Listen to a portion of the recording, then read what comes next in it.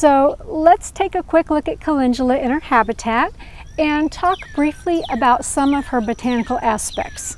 We'll go more in depth later on this as well. So Calendula is an annual from the Asteraceae or composite family.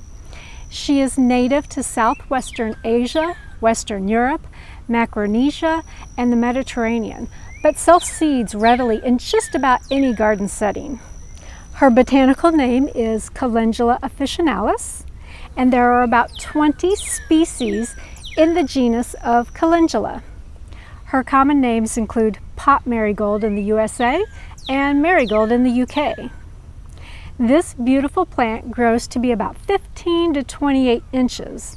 The plants I'm growing here, I just planted a few months ago, so they're still getting their roots into the ground.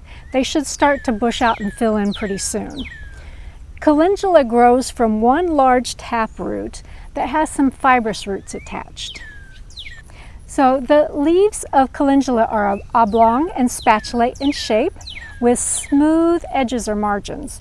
They attach to the stem with short petioles and grow alternate up the stem. The leaves have fine hairs on them. What many people consider to be one flower is actually a grouping of flowers, or an inflorescence, which is a characteristic of the Asteraceae family. The flower has both ray and disc flowers. The ray flowers are the outer flowers and the disc flowers are the inner flowers. The flowers range from deep oranges to light orange and various shades of yellow, as you can see here. They start blooming in the late spring or early summer, depending on when they start growing, and they will continuously bloom throughout the season until they die back in the late fall or early winter. And when we pick the flowers for medicine, we're pinching those flowers back and we're encouraging more flowers to grow.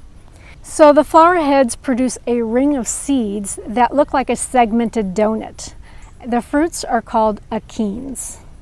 Here in southern Illinois, I'm zoned 6B, and my calendula will continue growing often into December until a really hard freeze kills her off. And I've had my plants self-seed and come back in the early spring as soon as the ground begins to thaw and warm up. So Calendula loves the sun and she prefers full sun.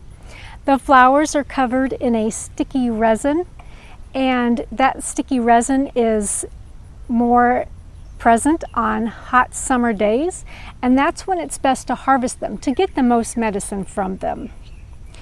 So let's go and sit down and talk about the edible and medicinal uses of Calendula.